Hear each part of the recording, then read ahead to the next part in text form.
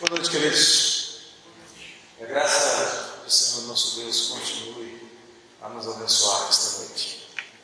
Quero convidar os amados a abrirem a palavra do Senhor na carta que Paulo escreve aos Gálatas, capítulo de número 5, versos 22 e 23. Gálatas 5, 22 e 23. Há alguns dias eu tive o prazer, o privilégio de falar sobre o primeiro, ou a primeira manifestação, o primeiro fruto, o primeiro resultado, porque a ideia de fruto aqui nesse texto é resultado, não é um fruto com vários pontos, mas é o primeiro resultado da ação do Espírito Santo na vida do cristão, que é o amor. Ele é amado por Deus. E ao ser amado por Deus, ele é habilitado a amar a Deus. E por amar a Deus, ele ama aqueles que foram criados à imagem e semelhança de Deus, o seu próximo. Ele ama ao Senhor e obedece o mandamento do Senhor. E o mandamento do Senhor é de amarmos uns aos outros como Ele nos amou.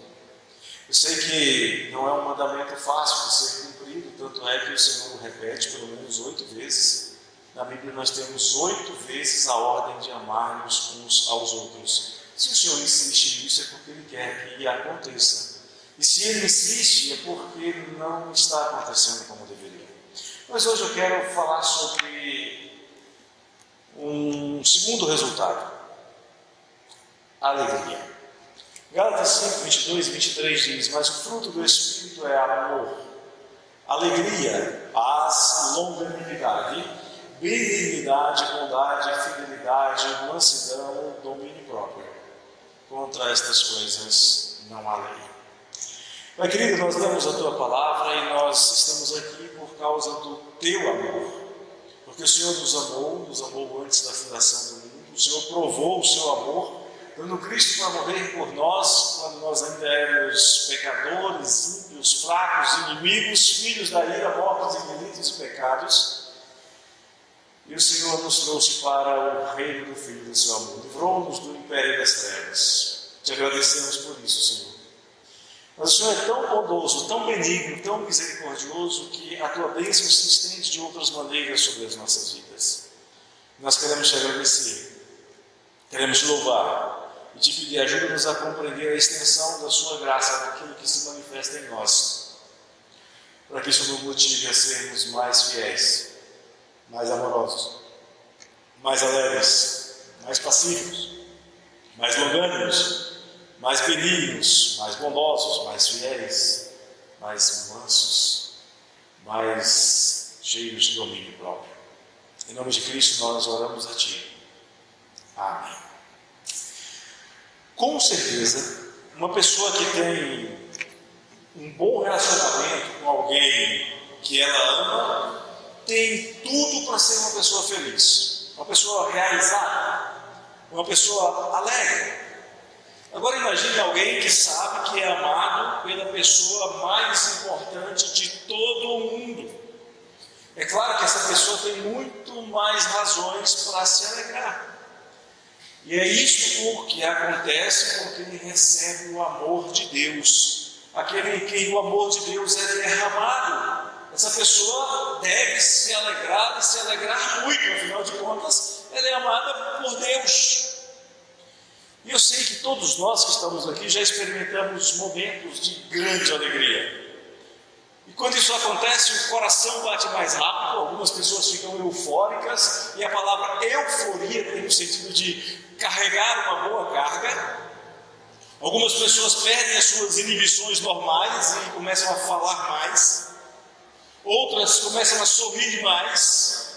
Outras dão risadas sonoras e até há pessoas que chegam a chorar de alegria. Sim, é possível chorar de alegria. É possível chorar de alegria, por exemplo, quando se recebe a notícia de uma cirurgia bem-sucedida, ou de ter alcançado um emprego depois de muito tempo desempregado, ou ter conseguido passar naquela vaga, para aquele curso, naquele concurso que que foi tão disputado e tão sonhado a vida inteira, você conseguiu, então você chora de alegria.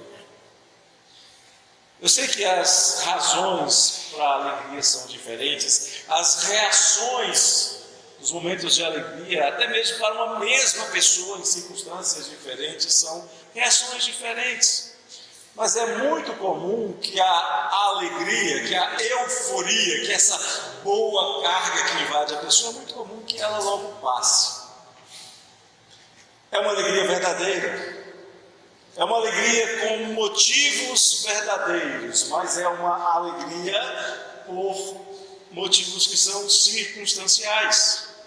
Por exemplo, você conseguiu passar para fazer aquele curso, está muito feliz, mas logo você percebe que aquele curso é pesado, tem trabalhos, tem provas. O emprego que você tanto sonhou é um emprego difícil, porque exige que você lide com horários, com trânsito, com chefes e colegas que não são tão bondosos assim.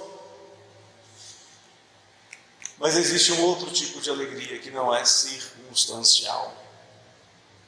É a alegria que Deus dá para quem nele crê, para quem se torna discípulo de Jesus. Nesta noite nós vamos falar do fruto do Espírito que se manifesta, que resulta em alegria. O crente se alegra porque a sua fonte de alegria é o Senhor. E esta fonte de alegria é uma fonte de alegria inesgotável. É uma fonte de alegria imutável. Essa alegria causada por fatores circunstanciais, normalmente ela é passageira. Quando as circunstâncias mudam, ou quando elas se estabilizam, quando nós acostumamos com ela, essa alegria pode até desaparecer sem deixar nenhum sinal da sua passagem. Concluímos então que as razões transitórias e passageiras geram uma alegria passageira e transitória. Mas há uma alegria que não muda. Não muda porque ela não se limita a um sentimento, a uma felicidade momentânea, nem circunstancial. Sabe por quê? Porque ela não é causada por nada que seja passageiro. A causa desta alegria é permanente. A causa desta alegria é eterna. Eu estou falando da felicidade, da alegria de estar em comunhão com Deus, de ter sido salvo, de ter sido alvo do seu amor que transcende as circunstâncias, como diz Paulo em Romanos 8. É a alegria daquele que tem a sua fé enraizada no testemunho do Espírito Santo ao seu Espírito, dizendo: você é filho de Deus. E essa certeza faz com que o Filho de Deus se mantenha firme, se mantenha estável, mesmo que as circunstâncias mudem, ou melhor, mesmo quando as circunstâncias, mesmo quando todas as circunstâncias são adversas. A alegria de um cristão vai além das circunstâncias. Ela se enraiza em uma fé viva e inabalável no Deus vivo. E essa alegria é fruto da ação do Espírito Santo.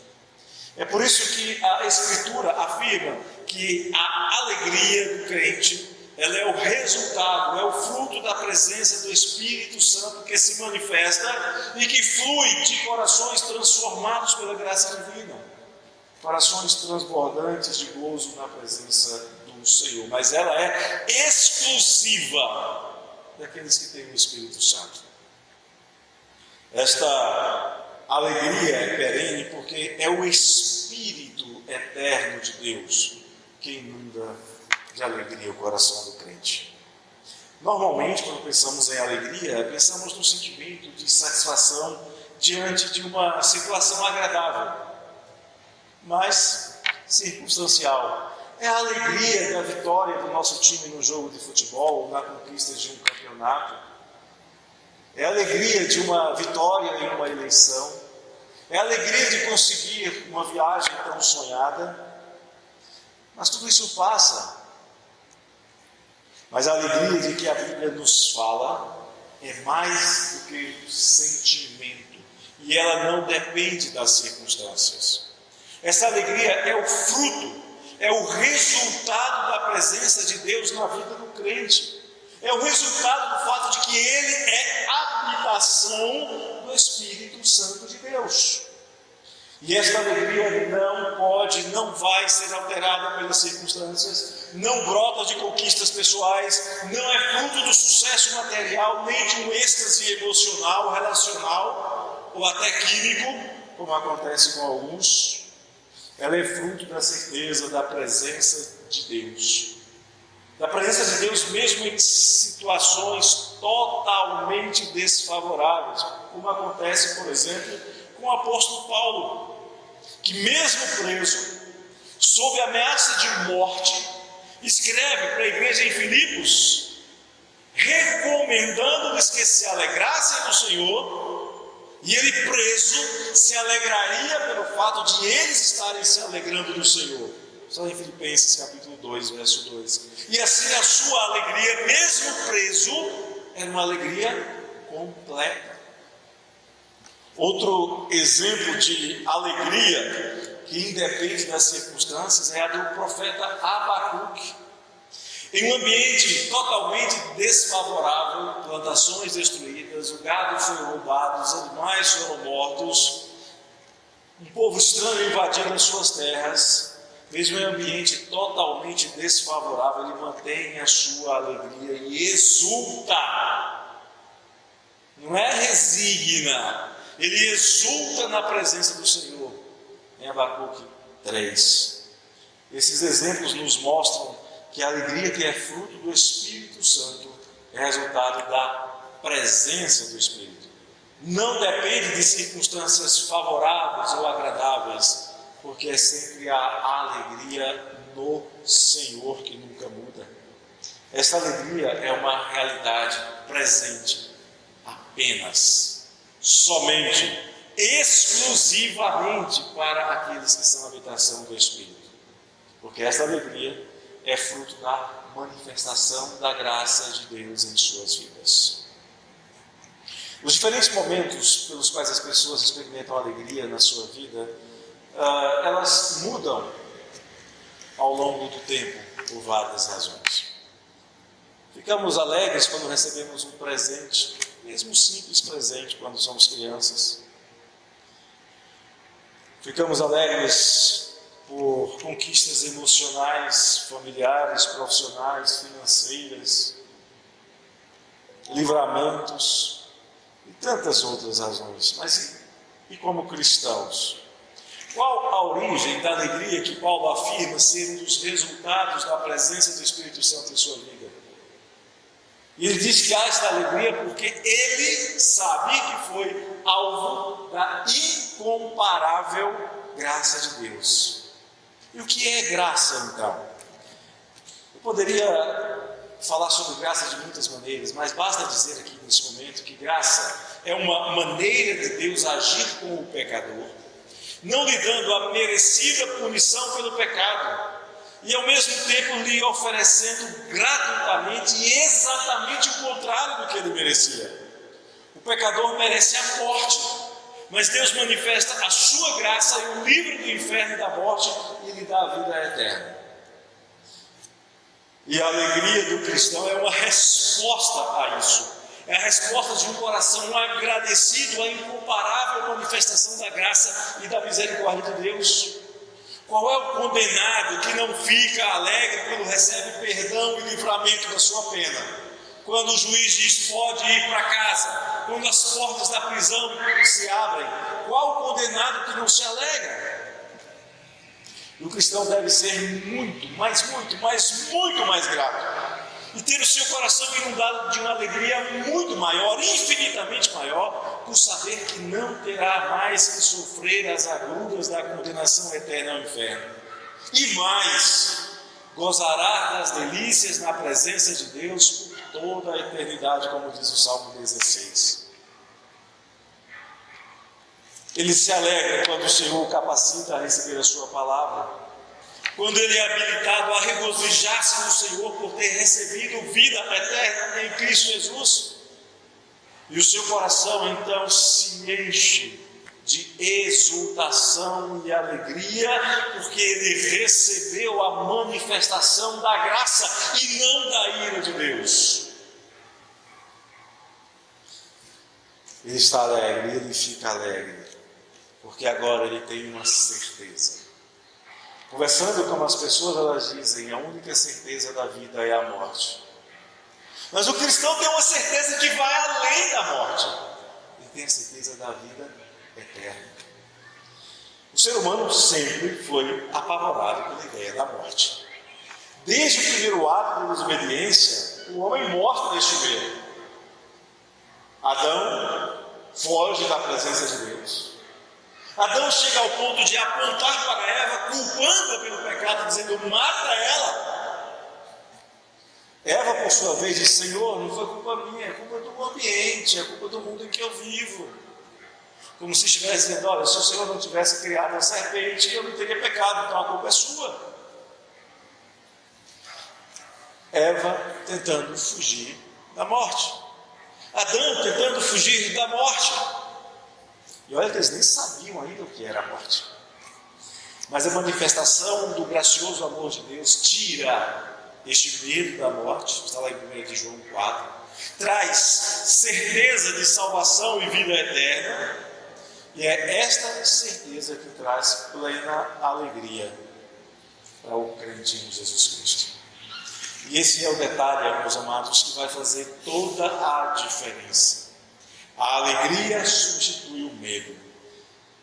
A fé em Jesus Cristo, que traz perdão de pecados, que traz reconciliação com Deus, garante um futuro glorioso para todo aquele que crê. Porque passou da morte para a vida. Porque ele não mais experimentará a morte eterna, mas receberá das mãos do Senhor a vida eterna, como diz Paulo em Romanos 5, 24. Por causa desta vida plena, desta vida eterna que ele recebe quando crê em Jesus Cristo, o cristão se alegra por ter no coração a esperança viva de que o seu Senhor Jesus virá conduzi-lo para a bem-aventurança eterna. E por causa disso ele é motivado a viver alegremente e santamente, enquanto aguarda ansiosamente a vinda de Jesus. E esta garantia de vida eterna é tão certa, tão inabalável, que nem mesmo a morte é capaz de tirar esta alegria. Por isso os cristãos enfrentavam ousadamente, destemidamente, corajosamente a morte, porque eles sabiam que a morte era apenas o momento em que eles caminhariam, marchariam para junto do seu Senhor para receber o eterno galardão. O cristão experimenta a alegria como fruto do Espírito, porque ele sabe que ele foi restituído o prazer perdido do Éden de estar na presença, de estar na companhia do Senhor. A Bíblia diz que foi o pecado, não foi o ambiente, foi o pecado que afastou o homem de Deus. Por causa do pecado, o homem perdeu a alegria de estar na presença do Senhor e se escondeu junto com a sua mulher entre as árvores do jardim. Foi por causa do pecado que o homem foi expulso do jardim e teve então que conviver com a morte. E nesta condição a alegria deixou de ser plena. O homem teria que lidar com cansaço, com fadiga, com espinhos, com abrolhos, com dores, ainda que experimentasse alegrias momentâneas. Logo depois de sair do Éden, nós vemos isso acontecer. Quando nasce Caim e Eva, se alegra, anseio do Senhor no varão. É alegria, e é alegria verdadeira, mas passageira, porque pouco tempo depois este varão mataria o seu próprio irmão.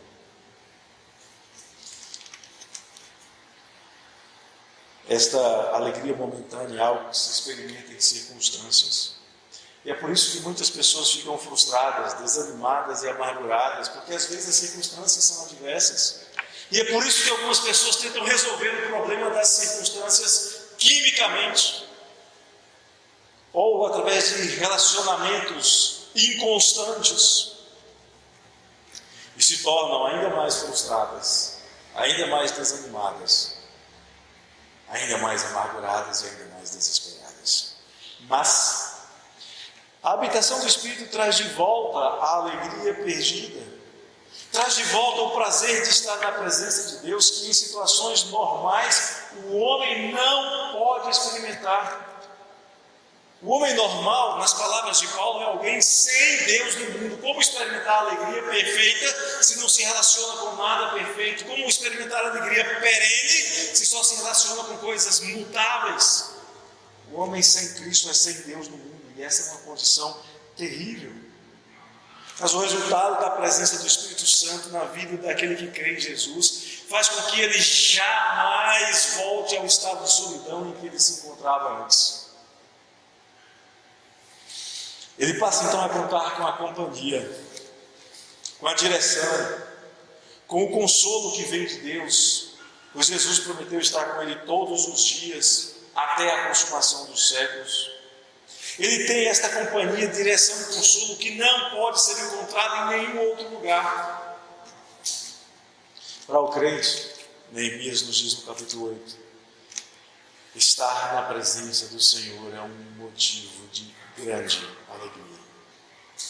Conhecer o caminho da vida, que é Jesus, estar na presença de Deus é a razão da grande alegria que o crente passa a carregar em sua vida, da sua euforia. Eu tinha uma bronca muito grande com essa palavra euforia. Quando eu fui estudar, eu disse: é isso mesmo, é ter uma boa carga, e é isso que Jesus diz. Se está cansado de carregar cargas ruins, tome sobre você o meu jugo, porque a carga que eu te dou é leve. Eu tenho uma boa carga, por isso eu posso me alegrar, independente das circunstâncias, por piores que elas possam parecer, mesmo que eu tenha que atravessar o vale da sombra e da morte.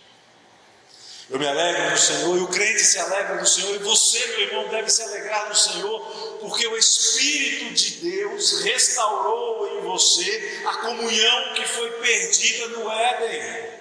Quando o Espírito abre os seus olhos para você crer em Jesus, essa comunhão perdida é restaurada. Eu sei que a maioria das pessoas gosta de ter momentos para ficar sozinho. Eu gosto. Isso é normal. É até desejável às vezes. Mas solidão é outra coisa. Solidão, em alguns casos, pode ser sintoma de enfermidade, resultado de desilusões, amarguras. Algumas pessoas chegam a perder a capacidade de comunicação. Isso é o pecado que faz isso. O pecado faz com que o homem perca a sua capacidade de comunicação com Deus. O pecado faz com que o homem perca a sua capacidade de comunicação com o seu semelhante, mesmo o mais próximo. E é por isso que nós temos tantos conflitos, tantas diferenças de opinião, tantos desentendimentos. E olha que eu não estou falando aqui de nós e o mundo, estou falando de entre nós. Entre nós. Nós temos dificuldade de comunicação com Deus. Ele fala na sua palavra e nós rejeitamos. O Senhor diz é assim, eu digo não, eu penso diferente. Mas a presença do Espírito Santo desfaz essa barreira. E através de Cristo o pecador pode se aproximar de Deus. Por causa da ação do Espírito, há um retorno, há uma restauração da comunhão entre as criaturas, entre a criação e o Criador. Coisas que foram perdidas lá no Éden, por causa da desobediência de Adão e Eva. O apóstolo João nos ensina essa verdade ao falar da comunhão com o Pai, com o Filho e de uns com os outros, lá em 1 de João, no capítulo 1. E quando isso acontece, quando há comunhão com o Pai, quando há comunhão com o Filho, quando o Espírito restaura essa comunhão, quando há comunhão entre os crentes, João vai dizer que o resultado disso é a alegria completa. Sabe o que é alegria completa? É uma alegria tão grande, que te enche tanto, que não há espaço nem para colocar mais alegria. Uma alegria transbordante. Até a criação é envolvida nesta comunhão. A Bíblia diz que a criação aguarda a glória que há de ser revelada naqueles que têm comunhão com Deus para ser liberta do cativeiro da corrupção. A criação quer se alegrar. e vai se alegrar quando for recriada, quando o cativeiro da corrupção for finalmente destruído. Esta comunhão que é restaurada pelo Espírito, que é resultado da ação do Espírito, que produz esta alegria, é uma comunhão vivida pela oração, pela leitura da palavra de Deus, que são os meios de comunicação de Deus e com Deus, do louvor e da oração congregacional, que são meios de comunhão íntima do Senhor e do seu povo. E tudo isso, quando o Espírito enche o coração do crente de alegria, quando as obras da carne que foram citadas anteriormente não estão presentes e não estão reinando, tudo isso resulta num ambiente de alegria entre os crentes. E isso agrada ao Senhor. Talvez às vezes nós nos perguntemos, por que o Senhor não tem abençoado o seu povo? Porque falta a alegria da presença do Senhor. Porque falta o amor que tem sido derramado por Deus, falta o povo experimentar esse amor. Porque falta o resultado da ação do Espírito Santo no meio da igreja, está sobrando carne. Mas quando há comunhão, quando há alegria, lembra do Salmo 133? A palavra diz no verso 3, isso agrada tanto ao Senhor, isso enche de tal maneira de alegria o coração do Senhor, que Ele ordena a sua bênção. A bênção de Deus nunca foi uma coisa para nós corrermos atrás dela, foi uma coisa para Deus derramar sobre nós e que nos alcança, diz a palavra de Deus. Mas isso só acontece quando o crente experimenta na sua vida o resultado, o fruto da atuação do Espírito Santo em sua vida. Pastor, como isso pode acontecer na nossa igreja? É simples, embora muito difícil. É muito simples a receita, mas vai requerer entrega confiante nas mãos do Senhor. Vai requerer que você entregue a sua vida nas mãos do Senhor, de verdade. Você dizer não às obras da carne. E você buscar experimentar na sua vida, resistindo à carne, a ação, o resultado da obra do Espírito Santo.